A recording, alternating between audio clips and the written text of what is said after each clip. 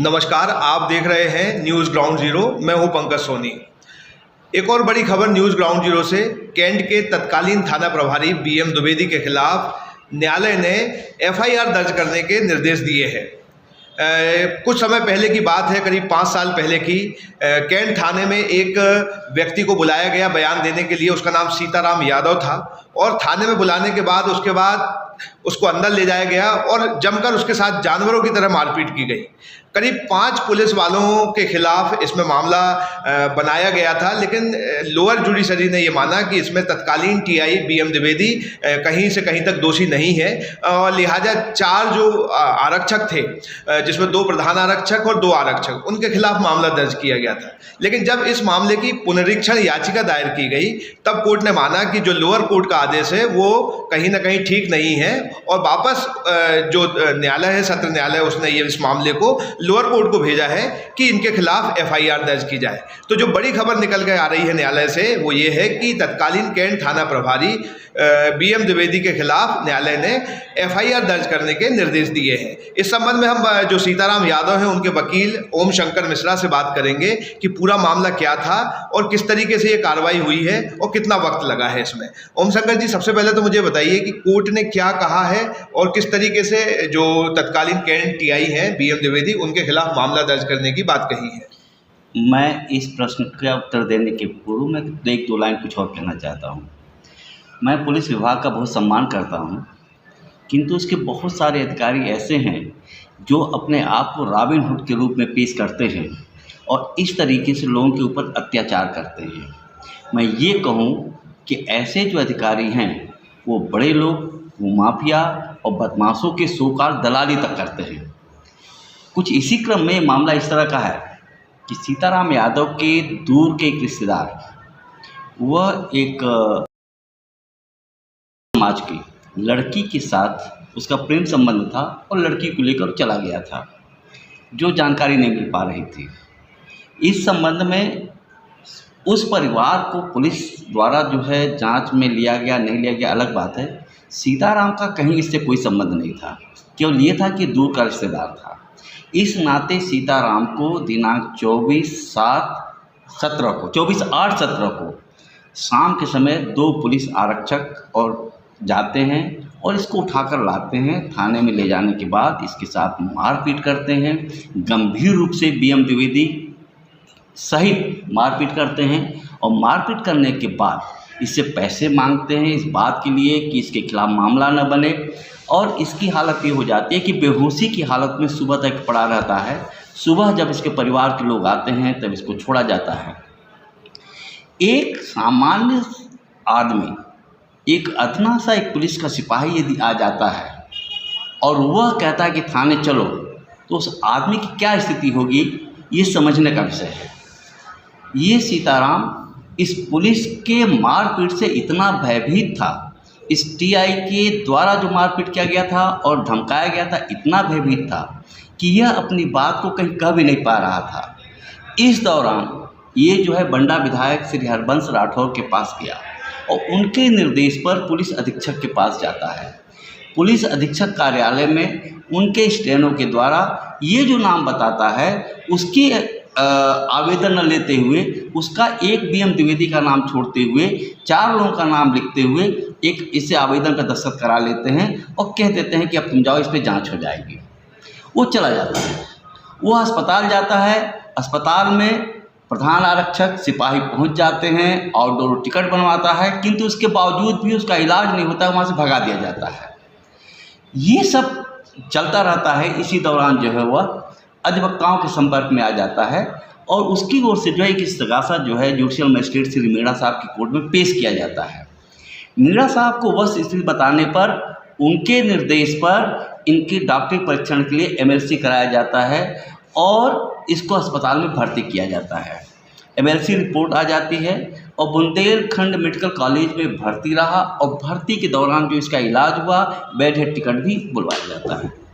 इसके साथ ही वहाँ पर डॉक्टर ने आँख के लिए विशेष तौर से आँख के स्पेशलिस्ट जो डॉक्टर है उनको दिखाने का निर्देश देते हैं, इसलिए डॉक्टर प्रमोद गोत्रे को दिखाया जाता है और डॉक्टर प्रमोद गोत्रे ने इसका इलाज किया है। कुल मिला के इस आधार पर MLC, bed head ticket, doctor Pramod Gotre का प्रतिवेदन, ये सब चीज़ें जो हैं कोर्ट बुला लेती है। कोर्ट से एक निवेदन किया जाता है कि पारदर्शिता बनी रहे जांच का, थाने में क्या इसके साथ कार्रवाई 24 तारीख को हुई है, इस संबंध में वहाँ सीसीटीवी फुटेज लगा हुआ, कैमरा लगा हुआ है, उसमें जो फुटेज आया होगा कि कब आया है, कब वहाँ से जाता है, उस दौरान क्या होता है, वो बुला लिया जाए। महत्वपूर्ण बात यह है कि थाने में कोई भी कार्रवाई होती है तो रोज नामचा साना पे इंदराज किया जाता है, या यदि पुलिस अधिकारी, कर्मचारी, सिपाही, हवलदार कहीं जाता है तो उसकी रवानगी होती है, उसकी वापसी होती है। इसी दृष्टिगत रखते हुए कोर्ट से निवेदन किया गया कि आप जो है संबंधित थाने से ये रोज नामचा साना बुलवा लीजिए। कोर्ट ने आदेश कर दिया कि उचित प्रतीत होता है कि रोज नामचा साना और सीसीटीवी फुटेज बुलवा लिया जाए। किंतु एनी हाउ आगे चल के माननीय न्यायाधीश महोदय जज साहब ने अपने आदेश को विलोपित करते हुए एक निर्देश दे दिया कि अब इसकी आवश्यकता नहीं है। यदि आप स्पष्ट रूप से बताएंगे कि रोज नामचा साना क्या है, किस तारीख का है, किससे संबंधित है, तब जाके वो बुलाया जा सकता है। और वो असंभव है, वो मजिस्ट्रेट के लिए भी असंभव है, वकील साहब के लिए भी है, पक्षकारों के लिए भी असंभव है कि उसे मालूम हो कि ये चीज़ें किस रोज नामचा साना पर एंट्री की गई है। ठीक है, इसके बावजूद भी तहकीकात के दौरान कोर्ट ने पाया कि इसी दौरान एक चूक हो रही, इसी दौरान कोर्ट को लगा कि पुलिस से संबंधित मामला है, इसलिए इसकी जांच पुलिस विभाग से भी करा ली जाए। तत्संबंध में एसपी को इन्होंने लेटर लिखा। एसपी ने एसडीओपी जो रहली के लिए निर्देश किया कि आप इस बिंदु पर जांच करें, क्योंकि इसमें थाना प्रभारी, प्रधान आरक्षक, आरक्षक से संबंधित यह मामला है और गंभीर किस्म का मामला है। किंतु उस संबंध में भी एसडीओपी रहली द्वारा कोई कार्रवाई नहीं की जा रही थी। उनके खिलाफ शिकायत की गई कि एसडीओपी इनको बचाना चाहता है, इसलिए जांच नहीं कर रहा है।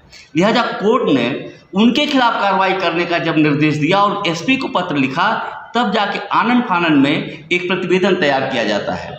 और प्रतिवेदन में ये कहा जाता है कि बीएम द्विवेदी उस समय पद्माकर नगर थाने में थाना कैंट से ट्रांसफ़र होकर चले जाते हैं। जय सिंह जो प्रधान आरक्षक है वो थाना कैंट से थाना पद्माकर नगर में चला जाता है। वहाँ पर एसडीओपी रहली जाते हैं और वहाँ से भिजवाते हैं कि सीताराम यहाँ पर अपने गवाहों के साथ उपस्थित होकर अपना जो है बयानबाजी करो और दस्तावेज पेश करो।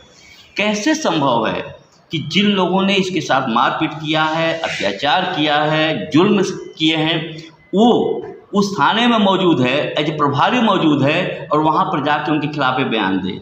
इसलिए वो लिखित में अपने बयान, अपने दस्तावेज, अपने डॉक्टरी जो एमएलसी वगैरह है सब जाकर एसडीओपी को दे देता है। पर एसडीओपी जो है इसको संज्ञान में न लेते हुए उनका बचाव करते हुए बीएम द्विवेदी का एक प्रतिवेदन तैयार करता है। उस प्रतिवेदन को न्यायालय ने विचार में ले लिया। जो धारा 202 के तहत जो बयान हुए थे उससे अलग हटके जो प्रतिवेदन आता है उस पर विश्वास करते हुए अपने अधिकारता से आगे बढ़कर बीएम द्विवेदी के खिलाफ बीएम द्विवेदी के खिलाफ जो है अपराध पंजीबद्ध करने का निर्देश न देते हुए अन्य 4 के खिलाफ आपने निर्देश दिया और उनके खिलाफ धारा 166, 323, 294, 526, 341, 42 जो भी है ये अपराध पंजीबद्ध हो गया और सिर्फ बीएम द्विवेदी साहब को जो है उन्होंने छोड़ दिया। इससे दुखी होकर जो है एक चुनौती दी गई इस आदेश को। 2 चुनौती दी गई। एक आदेश बीएम द्विवेदी के खिलाफ आपराधिक प्रकरण पंजीबद्ध हो तत्संबंध में चुनौती दी गई और अन्य लोगों ने जिनके खिलाफ अपराध पंजीबद्ध हो गया था वो प्रधान आरक्षकों के द्वारा वो चुनौती दी गई कि ये जो है मुझे लाभ मिलना चाहिए क्योंकि मैं शासकीय सेवा के दौरान अपने कर्तव्य का निर्वहन कर रहा था। जो घटना हुई है इसके दौरान हुई है, यानी इस बात को स्वीकार है कि घटना तो कुछ हुई है और इसको स्वीकार कर लिया, पर हमें लाभ मिले इस अम्ब्रेला का, क्योंकि सीआरपीसी में 197 सीआरपीसी में प्रावधान है कि यदि पदीय कर्तव्य का निर्वहन करते समय किया जाए तो उसको लाभ मिलना चाहिए। इस आधार पर इन्होंने चुनौती दिया था। किंतु माननीय श्री तनवीर अहमद साहब विशेष न्यायाधीश विद्युत अधिनियम के उनके द्वारा बीएम द्विवेदी के खिलाफ जो कार्रवाई करने के लिए चुनौती दी गई थी तत्संबंध में पाया कि जो अधीनस्थ न्यायालय ने अभिमत अपना दिया है वह गलत दिया है और धारा 203 के तहत कार्रवाई करते हुए इनको जो अलग किया है वो गलत किया है। लिहाजा अधीनस्थ न्यायालय पुनः इन बिंदु पर विचार करते हुए अग्रिम कार्रवाई BM द्विवेदी को लेकर करे तथा अन्य के खिलाफ जो पुलिस वाले अन्य जो प्रधान आरक्षक थे उनके खिलाफ जो आदेश था यथावत रखा और वो मामला इस समय जो है पूर्ववत फिर से अधीनस्थ न्यायालय में श्री आशीष शर्मा साहब की कोर्ट में चला गया है। और तो अब इसका मतलब क्या निकाला जाए? इसका मतलब ये निकाला जाएगा कि क्योंकि एक बड़ी कोर्ट के द्वारा अपीलेट कोर्ट के द्वारा एक निर्देश जारी कर दिया गया है और वह निर्देश के अलग हटकर अपना अभिमत नहीं दे सकता है लोअर कोर्ट का न्यायाधीश, उसे वो मानना पड़ेगा क्योंकि पूरा जो निष्कर्ष निकाला गया है वो निष्कर्ष को दूषित पाया है। समझ में आया? दोष रहित नहीं है, दूषित पाया है। लिहाजा ऐसी स्थिति में श्री BM द्विवेदी के खिलाफ ये मामला जो है पंजीबद्ध होगा, तत्संबंध में अग्रिम कार्रवाई होगी। सर ये बताइए कि जो सीताराम है जो पीड़ित व्यक्ति था उसको चोट कहाँ कहाँ लगी थी, कितनी लगी थी और कितनी गंभीर थी वो? मैं दो बात बताना चाहता हूँ। श्री BM द्विवेदी एवं उनके अधीनस्थ पुलिस कर्मचारियों द्वारा जो मारपीट की थी उसमें करीब 11 से 12 चोटें गंभीर किस्म की आई थी। नितंब पे ज़्यादा चोटें थीं, इवन जो गुदा द्वार के पास तक चोटें थीं। इसके अलावा उसकी आँख में चोटें थीं जिसका डॉक्टर प्रमोद गोदरे ने न्यायालय में उपस्थित होकर अपना बयान दिया और उन्होंने पाया कि यस इसके आँख में जो है इसकी आँख जो है रोशनी जो है प्रभावित हुई है। इस तरीके से गंभीर किस्म का अपराध हो जाता है क्योंकि रोशनी यदि कम हो जाना मारपीट के कारण जो है निश्चित तौर पे 326 का मामला बनता है जो अभी संज्ञान में नहीं लिया गया है, तत्संबंध में देखेंगे। मैं दूसरी बात और कहना चाहता था किस तरीके से पुलिस विभाग बचाती है, मैं उस पर एक चर्चा करना चाहता था जरा सा। वो ये है कि जब प्रतिवेदन बुलाने के लिए संबंधित मजिस्ट्रेट श्री मीणा साहब द्वारा आदेश किया गया था वह जांच के दौरान ये कहा गया कि दिनांक 24/8/17 को सीताराम को नहीं बुलाया गया था, वह 25/8/17 को बुलाया गया था, दोपहर के समय बुलाया गया था और उसको बुलाने के लिए जो पॉकेट विटनेस हैं अंजय यादव और हीरालाल खटी इनके द्वारा बुलाया गया था और वहाँ उससे पूछताछ करके कुछ देर में करीब एक घंटे बाद उसको छोड़ दिया गया था। लिहाजा उसके साथ कोई मारपीट नहीं की, कुछ भी नहीं किया गया। किंतु जब ये प्रश्न आया कि आप क्योंकि जांच कर रहे हैं और निष्पक्ष जांच कर रहे हैं तो आप थाने पर गए तो फिर आपने थाने से जो है रोजनामचा साना क्यों नहीं लिया 24 तारीख 25 तारीख का कि कब उसे बुलाया गया, कौन लेने गया, कौन उसको लेकर आया, कब तक उसको रखा गया, ये सब इंद्राज होगा क्योंकि जनरल डायरी होती है उसमें इंद्राज होता है। किंतु ऐसा नहीं किया और ये सब चीज़ें छिपाते हुए ये बताने का प्रयास किया गया कि हाँ अन्य जो है पुलिस वालों के बारे में न कहते हुए ये कहा कि श्री BM द्विवेदी जो हैं इसके लिए दोषी और उत्तरदायी नहीं है, उन्होंने कर्तव्य के निर्वहन के दौरान जो है पूछताछ किया है। तो आपने देखा कि ये जो पूरा मामला है तत्कालीन KNTI BM द्विवेदी के खिलाफ अब FIR दर्ज करने के निर्देश दे दिए हैं अधीनस्थ न्यायालय को और उसके बाद ये जो FIR है वो होना तकरीबन तय ही हो गया है। लेकिन इस मामले में जो पीड़ित पक्ष है सीताराम यादव का, उसका क्या कहना है इस फैसले के बाद कोर्ट के, वो भी हम आपको सुनवाएंगे। पूरा मामला क्या था और क्या कार्रवाई हुई है? मेरा नाम सीताराम यादव है, ग्राम गैरगंज का रहने वाला हूँ। 24 अगस्त 2017 में आशीष मुकेश और राजपाल दोनों जन आए मेरे लिए, घर से उठा के ले गए, बोलने लगे PI साहब ने बुलाया तुम्हारे लिए। मैं साहब काय के मामले में, कह लगे नहीं वो तो बुलाया, चलो थाने में अंदर ले गए। अंदर मेरे लिए साथ पिटाई की। क्यों की? बोलने लगे तुम्हारे साले का लड़का भगा है, उसके बारे में बताइए, तुम्हारी पत्नी के पास फोन आया था। मैंने सर मेरे को कोई जानकारी नहीं है, पत्नी कैंसर की मरी थी सर, वो एक्सपायर हो गई, मैं वैसे ही सर गम भरा हूँ। लगे वो कुछ नहीं, अंदर बैठ के इन लोगों ने मेरे साथ बहुत पिटाई की। कौन कौन ने? BM द्विवेदी, मुकेश, आशीष गौतम, जय सिंह ठाकुर, राजपाल, इन लोगों ने 5 लोगों ने। कैसे मारा आपको? पाइपों से मारा, मेरे लिए मुंह में कपड़ा भरा और लैट्रिन की रास्ता में डंडा चलाया इन लोगों ने और मेरे लिए जब से आंखों से भी कम दिखता है, पूरा मेरा शरीर टूट डाला। अभी भी मैं चलने में बिल्कुल असमर्थ हूँ, मैं मेरी हिम्मत नहीं रहती कुछ काम करने की, बिल्कुल चलने में ही दिक्कत आती है। ये कितने समय की घटना है? मतलब थाने के भीतर की घटना है, बाहर की घटना है? भीतर की घटना है। तो इसके बाद अभी जब कोर्ट ने फैसला किया है एफआईआर का, इस पे आपको क्या कहना है? मेरे लिए बहुत बढ़िया लगा है कि अभी कोर्ट ने किया है। और उस समय मैं एसपी के यहाँ भी गया था, तो उन्होंने कोरे कागज पर साइन लेके भगा दिया था मेरे लिए। टीआई साहब के बारे में वो बोला तो उन्होंने साइन करवा लिए कि लगे कुछ नहीं, जाइए आप। और दिल्ली अस्पताल में मेडिकल में गया मैं, तो वहाँ से भी इन लोगों ने पर्ची मेरी बन गई, इन लोगों ने भगा दिया मेरे लिए। फिर यहाँ से कोर्ट द्वारा मैं दवाई इलाज के लिए गया मेडिकल में, जब मेरा इलाज हुआ। इस समय हमारे साथ जो टीआई तत्कालीन कैंट थे बीएम द्विवेदी, उनके अधिवक्ता है श्री कोठारी जी। हम उनसे जानेंगे कि ये जो फैसला आया है न्यायालय का, ये क्या कह रहा है और अभी इसने क्या एफआईआर करने के लिए कहा है या क्या कहा है? नहीं, ये एक्चुअली क्या है, थोड़ा सा पीछे ले जाता हूँ मैं आपको। इसमें मूल जो मामला था वो ये था कि एक पेगस कॉर्पस लगी थी हाईकोर्ट में, उसमें एसपी साहब को पर्सनली भी कॉल करने की स्थिति बढ़ गई थी। बहुत पुराना मामला है, 92 के आसपास है, 2002 के आसपास है, उसमें व्यक्ति की जाती है। तो उसमें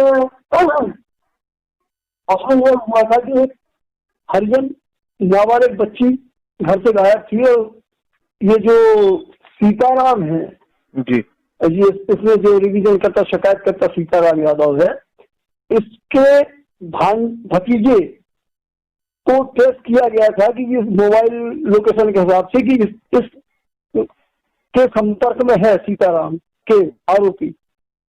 और उसके बाद इस हरिजन एक्ट का मामला था, तो सीएसपी तत्कालीन जैसे वो उसकी जांच कर रहे थी, तो उन्होंने सीताराम को थाना कैंट तलब किया था। उस समय वहां पे बीएम द्विवेदी थाना प्रभारी के रूप में पदस्थ थे जी। अब जो पुलिस का रिकॉर्ड है, जो पुलिस के डॉक्यूमेंट्स है, उसका वर्जन है, और जो पुलिस ने अपनी प्रोसीडिंग्स करी हुई है, उनमें सब में उन्होंने ये बताया है कि 25/8/17 को इसको थाना बुलाया था सीताराम को, और जो संभ्रांत लोग हैं उनके नाम बताए गए, उनके साथ वो आया था, और उनके साथ पूछताछ कर वापस चला गया जी। बाद में इसने 2 दिन बाद 24 तारीख की घटना बताते हुए अपनी चोटों के हमें चोटें हैं, मारपीट की गई, इस टाइप का कहा। इसमें हिट है वो ये है कि इसका ये कहना है सीताराम का कि ये इनकी स्टोरी है, उससे बात कर रहा हूँ मैं आपसे जी। इनकी स्टोरी ये थी कि उन्होंने ये कहा कि साहब हम थाने बुलाया, हमारे साथ मारपीट की गई, उसके अलावा हमारी रिपोर्ट ये लिखी गई, हम वहां से मारपीट करके भगा दिया, मर चोटें आई, और हम उसके बाद इलाज कराने गए थाने से, वहाँ अस्पताल से भी भगा दिया। इसके बाद हम एसपी ऑफिस गए, तो उस टाइम तत्कालीन विधायक के सुक्कू भैया जो है अपने हरवंश सिंह, उनके और कोई वहाँ एक पत्रकार यादव जी मिल गए थी। फिर उनके रेफरेंस में रिपोर्ट लिखी गई, तो उसमें भी कहीं बीएम द्विवेदी का नाम नहीं लिखा गया जी। फिर ये इनकी स्टोरी है। फिर इसके बाद इन्होंने इस तरह का पेश किया, कोर्ट से इनकी एमएलसी करवाई गई, ऐसा इनका कहना है। एमएलसी के बाद इनको चोटें आई, तो चोटों के आधार पर स्टोरी को डेवलप करते हुए अपने बीएम द्विवेदी प्लस स्टाफ के 4 जो आरक्षक और प्रधान आरक्षक थे उनको मुल्यन बनाया, और बाद में फिर नया डेवलपमेंट इन्होंने ये किया कि 2 लोग और थे जो सिविल ड्रेस में थे, उनको पहचान के लिए। इसमें मेरा जो मतलब कहना है वो ये है कि किसी भी मामले में यदि वरिष्ठ अधिकारी किसी भी थाना परिसर में कोई विवेचना या किसी भी कार्य से जाता है, तो उस टाइम पे ये बिल्कुल सिंपली सेक्टर 36 सीआरपीसी में ये प्रोविजन है कि जो वरिष्ठ अधिकारी थाने में पहुंचता है वो उस टाइम उस समय के लिए थाना प्रभारी की हैसियत में हो जाता है जी। तो ये मैंने एक लीगल पॉइंट था जिसके कारण बीएम द्विवेदी को उस टाइम पे जो कोर्ट थी उसने नहीं माना, और जो बाकी लोगों को जो उनके एक्ट पे माना है, उनके कंडक्ट पे माना है, वो उनकी बातचीत थी। अब हम बीएम द्विवेदी को जब नोटिस जारी हुआ अपील रिवीजन कोर्ट से, तो हम लोग वहाँ पे हमने अपना पक्ष रखा। तो ऑनरेबल रिवीजनल कोर्ट जो है, सेशन कोर्ट जो है हमारी, उन्होंने जो अपना ऑर्डर अभी उसके बाद हम सब दोनों पक्षों की बहस सुनने के बाद ये भी निष्कर्ष निकाला, वो ये निकाला कि भाई बीएम द्विवेदी के पॉइंट पे जो लोअर कोर्ट का ऑर्डर है उसमें स्पष्ट नहीं है कि भाई इनको क्यों नहीं माना, क्यों माना, जो भी इनकी स्थिति है वो क्या मानी गई है। जो अभी मैंने फैसले की कॉपी एक्चुअली अप्लाई किया हुआ मुझे मिल नहीं पाई है, तो मैं ज्यादा ऑथेंटिक रूप से उस चीज को नहीं बोल पा रहा हूँ, पर लक्ष्य में बात ये थी। हाँ। तो उन्होंने उस पॉइंट पे कि बीएम द्विवेदी के पॉइंट पे कोर्ट ने इस जो आवेदक है सीताराम यादव, इसके जो स्टेटमेंट्स है, जो कोर्ट में जो प्रोसीडिंग्स आई है, जो इसकी तरफ से दस्तावेज पेश किए गए हैं, उनके आधार पे बीएम द्विवेदी के खिलाफ जो इस्तिगासा था उसमें से बीएम द्विवेदी को क्यों नहीं माना है, इस बात को स्पीकिंग रूप में नहीं लिखा है जी। तो आप उनका पुनर्निर्माण किया है मामले को इस कंडीशन के साथ कि बीएम द्विवेदी के बारे में जो है स्पष्ट वो थोड़ा सा ऑर्डर करें आप, या तो उनको या तो मुलजिम है तो वो स्पष्ट करें, और नहीं है तो क्यों नहीं है उसको स्पष्ट करें, उसकी विवेचना करके इसके लिए हमने वो अनुमान किया हुआ है जी।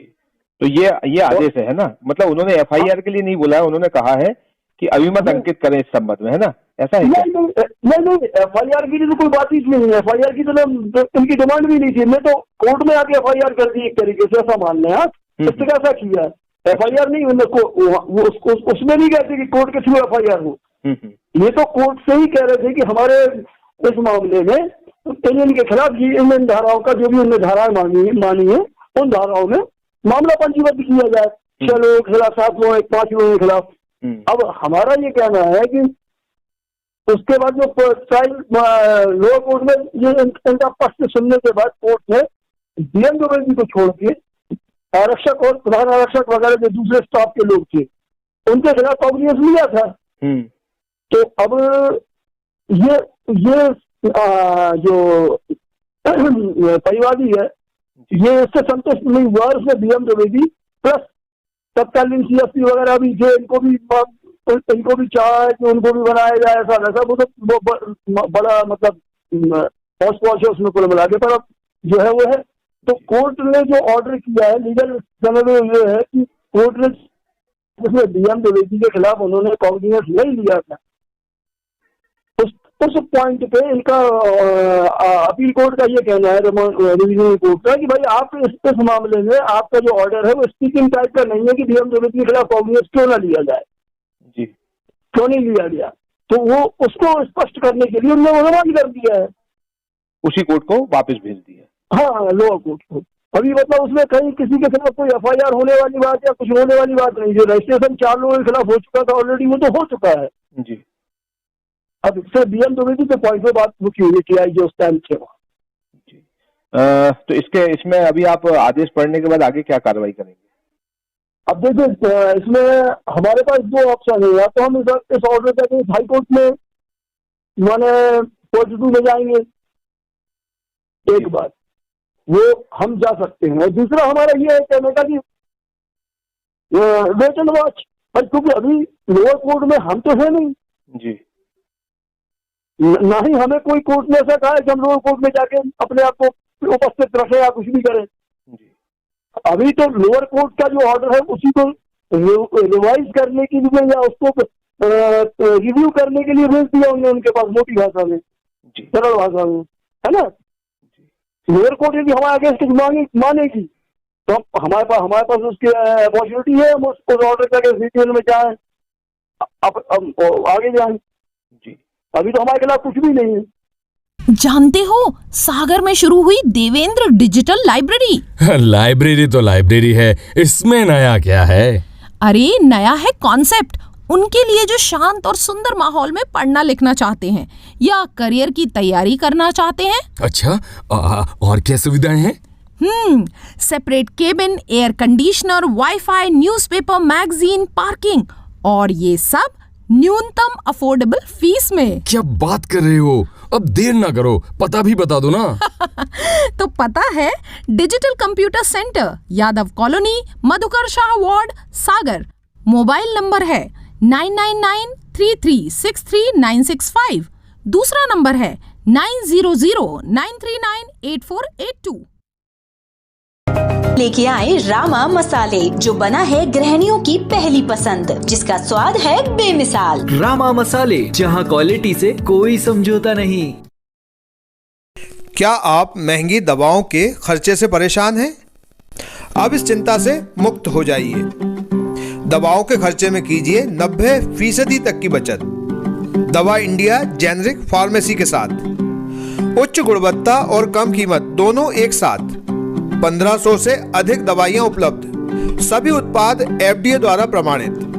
हमारा पता है Dawa India generic pharmacy, Sugandha complex, Parkota Sagar. शहर से बाहर जाने के लिए वन वे टैक्सी चाहिए या लोकल सिटी के लिए कैब या फिर एयरपोर्ट पे ड्रॉप की हो जरूरत? चुनिए अपनी पसंद की कैब और पाइए बेस्ट ऑफर्स के साथ मोस्ट कंफर्टेबल व सेफ राइड सिर्फ और सिर्फ MP कैब पर। आज ही गूगल प्ले स्टोर से MP कैब की एंड्रॉइड ऐप डाउनलोड करें या विजिट करें www.mpcab.in और बुक करें अपनी राइड।